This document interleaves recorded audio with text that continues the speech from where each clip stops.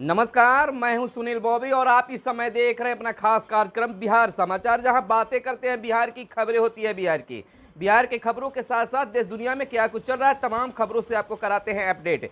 बिहार की पहली और बड़ी खबर आपको बता दें कि नगर निकाय चुनाव को लेकर जो असमंजस चल रही थी, अब उस असमंजस का पटाक्षेप हो गया है। न्यायालय ने साफ शब्दों में बता दिया है कि चुनाव पर हम रोक नहीं लगा सकते हैं। और दूसरी बड़ी खबर आपको महिलाओं को लेकर बता दें कि सुप्रीम कोर्ट का बड़ा फैसला आया है कि गर्भपात में महिला की मर्जी चलेगी, यानी महिला चाहे मैरिड हो या अनमैरिड हो गर्भपात करा सकती है, उसकी मर्जी चलेगी। दूसरी खबर बता देते हैं कि बिहार में और पूरे देश में बड़े ही धूमधाम से दुर्गा पूजा मनाया जा रहा है, बड़े बड़े पंडाल बनाए जा रहे हैं, लेकिन लोगों के श्रद्धालुओं के उमंगों पर पानी फिरता नजर आ रहा है। बरसात जो बेमौसम बरसात हो रहा है, कहा जा रहा है कि हथिया नक्षत्र में जो है पानी बरसात सोना उगलती है और किसानों के लिए लाभदायक होता है।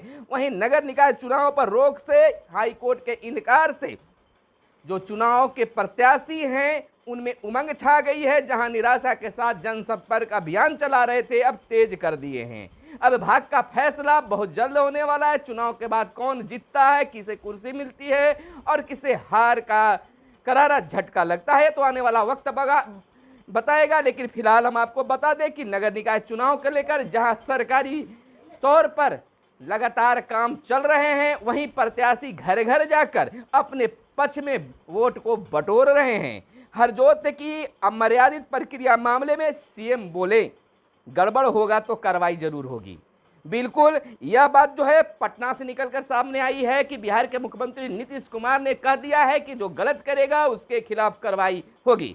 बिहार में तेजस्वी सरकार, जैसा कि कहा जा रहा है कि आने वाले वक्त में बिहार के मुख्यमंत्री के रूप में तेजस्वी कुमार यादव उभरकर सामने आएंगे, यानी कि बिल्कुल मन बनाया जा चुका है कि बिहार के मुख्यमंत्री नीतीश कुमार देश के प्रधानमंत्री होंगे और बिहार के मुख्यमंत्री के रूप में तेजस्वी यादव होंगे।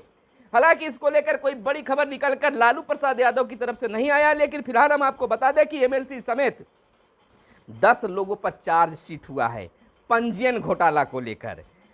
यह खबर निकलकर छपरा से आई हुई है। आपको बताते चले कि देवराहा बाबा श्रीधर दास कॉलेज से जुड़ा है यह मामला और स्नातक के 768 स्वीकृत सीट पर 1733 पंजीयन का मामला है, यानी कि बिहार में सब कुछ चलता है भाई।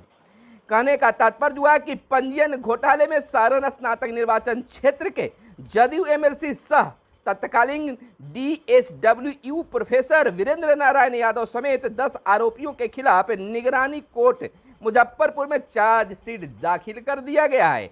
और बता दें कि आज बड़े ही चाक चौबंद में बीपीएससी की परीक्षा हुई। 67वीं पीटी आज हुई। 4.25 लाख अभ्यर्थी लगभग हुए शामिल। पहली बार परीक्षार्थियों के सामने खुला प्रश्न पत्र। कहा जाता है कि दूध का जला मट्ठा भी फूक फूक कर पीता है, वही हिसाब बीपीएससी का हुआ। जहां प्रश्न पत्र लीक होने का मामला हुआ, प्रश्न उठने लगे, सरकार की दबदबा बढ़ी तो बीपीएससी कदम फूक फूक कर उठी और परीक्षार्थियों के सामने ही प्रश्न पत्र को खोलना पड़ा। यह बिहार में पहली बार हुआ है। हालांकि इसमें पहले से ही अगर सुधार होता तो शायद ये स्थिति नहीं हो पाता। लेकिन देखना यह होगा कि बीपीएससी के सवालों पर क्या प्रश्न उठते हैं या विद्यार्थी खुशी खुशी अपने घर पहुंचते हैं। खैर, परीक्षा तो बड़ा ही शांतिपूर्ण ढंग से, जहां तक खबरें संप्रेषण तक आई है, आपको खबर बताने तक आई है, तब तक किसी तरह से बवाल की खबर निकलकर सामने नहीं आ पाया है। अब बात बिहार की बाहर की अगर कर ले तो अशोक गहलोत ने माफी मांगी, कांग्रेस अध्यक्ष के चुनाव से तौबा किया। यानी कि इन दिनों कांग्रेस के अध्यक्ष पद को लेकर बवाल मचा हुआ है। वहीं एक बात और चल रही है कि बिहार में भाजपा का जिम्मा किसके कंधे पर होती है। हालांकि अनुमान लोग लगा रहे हैं, लेकिन देखना क्या होता है वह तो आने वाला समय बताएगा। लेकिन जहां पंचायत प्रतिनिधि हाथ पर हाथ धरकर बिहार सरकार को कोस रहे हैं, वहीं अपने अधिकार के लिए भी जोर आजमाइश कर रहे हैं। बिहार के वार्ड सदस्यों के लिए खुशखबरी निकलकर सामने आई है कि तेजस्वी सरकार ने साफ शब्दों पर कहा है कि वार्ड सदस्यों का उनका अधिकार मिलेगा, लेकिन यह बिल्कुल साफ नहीं किया है कि उनका अधिकार कब मिलेगा। जहां सरपंच साहब को बताया गया था कि उनको न्याय के साथ विकास मिलेगा, विकास का जिम्मा मिलेगा, लेकिन सरपंच साहब ही बेचारे बने हुए हैं। बात कर लेते हैं वाहनों की, तो वाहनों में अगले वर्ष से 6 एयर बैग जरूरी, गडकरी का यह बड़ा बयान सामने आया है। इधर आपको बताते चले कि मुकेश अंबानी का सुरक्षा घेरा जेड से बढ़ाकर जेड प्लस कर दिया गया है। जहां जेड सुरक्षा उन्हें मिला करता था तो उसमें भी प्लस कर दिया गया है, आगे उनकी सुरक्षा व्यवस्था बढ़ा दिया गया है। आगे की खबरों को जानने के लिए हमारे साथ वीडियो में अंत तक बने रहिएगा। आपको बता दें कि निवेशकों ने बिहार को सराहा पर आश्वासन भी मांगे। जहां बिहार के नाम आते ही तस्वीर बदल जाती थी, तो सरकार का मानना है कि बिहार के नाम पर वो तस्वीर सामने नहीं आती है। यानी कि लोगों ने, बिहार के निवेशकों ने, निवेश करने वाले निवेशकों ने बिहार को सराहा है पर आश्वासन भी मांगा है। बिहार इन्वेंटर्स मीट 2022 में यह बातें खुलकर सामने आई है और इस साल प्रदेश में 165 प्रस्ताव किए गए हैं मंजूर, 5,921 करोड़ होगा निवेश। और निवेशक बिहार के बारे में अपनी धारणा बदलें, यह कहना है तेजस्वी यादव का। नई सरकार, नई उमंगें और युवा पीढ़ी, जैसा कि लोगों का मांग है कि बिहार को युवा चलाएगा तो बिहार का विकास होगा, तो तेजस्वी दर परत दर अपनी पत्ते खोलते नजर आ रहे हैं। जहां आश्वासन कई लाख नौकरियों को दे रहे हैं, शिक्षा विभाग में नौकरी देने की बात कर रहे हैं और स्वास्थ्य विभाग में तो नौकरियों की झड़ी लगा दिया है। लगातार आवेदन ले रहे हैं, दे रहे हैं, नौकरी बांट रहे हैं। जहां इंजीनियरों को नौकरी देने का वादा किए हैं, वहीं शिक्षक बहाली की भी बात किए हैं। वहीं बिहार के डिप्टी सीएम जिन्हें कहा गया है लालू के पुत्र तेजस्वी यादव का बड़ा बयान सामने आया कि निवेशक बिहार के बारे में अपनी अवधारणा को बदले, अपनी सोच को बदले और बिहार में पूंजी को निवेश करें। बिहार अगर विकास करता है तो निवेशकों का भी विकास होगा।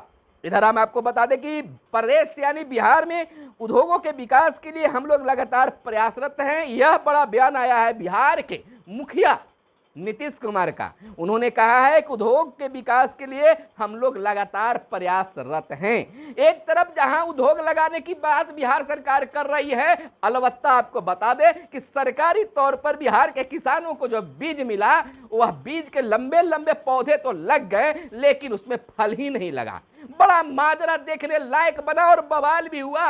उन बवालों को किसानों को कौन शांत करेगा, यह तो देखना होगा। इधर तत्परता और निष्पक्षता से करूंगा काम, अवध बिहारी का आया है बयान। बच्चियों को हत्साहित नहीं करना चाहिए था, सहनी ने कहा है।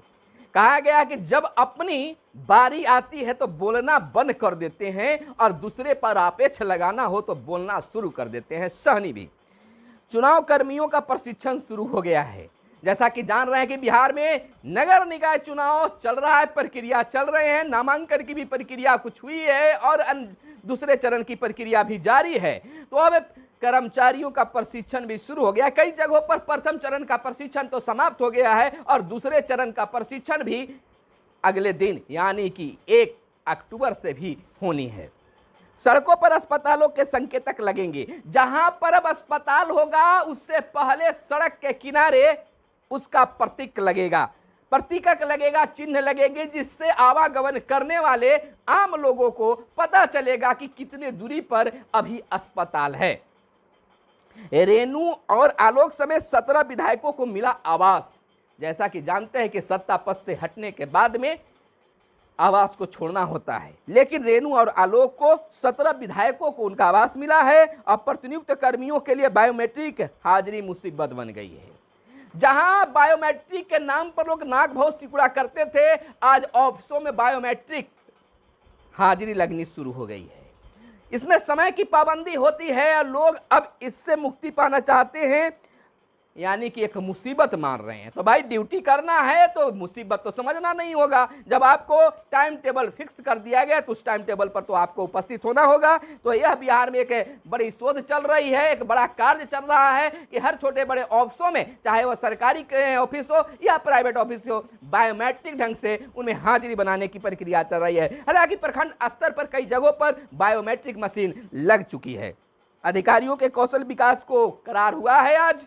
और इधर तेजस्वी 2023 में सीएम होंगे, नीतीश देश का नेतृत्व करेंगे, जगदानंद का बड़बोल सामने आया है। उन्होंने कहा है कि बिहार के मुख्यमंत्री के रूप में तेजस्वी यादव होंगे और देश के प्रधानमंत्री के रूप में नीतीश कुमार होंगे। क्या बोल देने से अगर कोई प्रधानमंत्री, मुख्यमंत्री और गांव का मुखिया बन जाए तो बोलने में क्या जाता है। खैर बोल दिए हैं और बिहार के मुख्यमंत्री नीतीश कुमार बनते भी हैं तो वो भी खुशी की बात है। लेकिन भाजपा समर्थक लोग कहते हैं कि हर हाल में अब की 2024 में भी भारत के प्रधानमंत्री के रूप में, ओजस्वी तेजस्वी प्रधानमंत्री के रूप में नरेंद्र मोदी ही होंगे, यानी कि प्रधानमंत्री मोदी फिर से बनेंगे। अब पक्ष विपक्ष की दोनों की बात माने तो यह तो समय गवाह होगा कि कौन प्रधानमंत्री होंगे, लेकिन सबका दावा अपना अपना है। इधर 3 हफ्ते तक नवाचारी शिक्षण का गुर सीखेंगे प्राचार्य। प्रधानाध्यापक जो है नए गुर सीखेंगे, नई बातें सीखेंगे। और शिक्षकों के लिए बड़ी खबर निकलकर सामने आई है कि शिक्षकों को भी खास ट्रेनिंग देने का प्रावधान बिहार सरकार शिक्षा विभाग बना रही है। जैसा कि आप जानते हैं कि बिहार के शिक्षा मंत्री प्रोफेसर साहब ने साफ शब्दों में कह दिया है कि शिक्षक जो हैं अपनी कार्यशैली को सुधारे, तमाम चीजों को बिहार सरकार करेगी। इधर पीएफआई प्रतिबंध पर कुछ नहीं कहना है। सीएम साहब से जब पूछा गया, मुख्यमंत्री से पूछा गया कि पीएफआई पर जो प्रतिबंध लगा है इस पर आपका क्या कहना है, तो उन्होंने कुछ भी कहने से इनकार किया।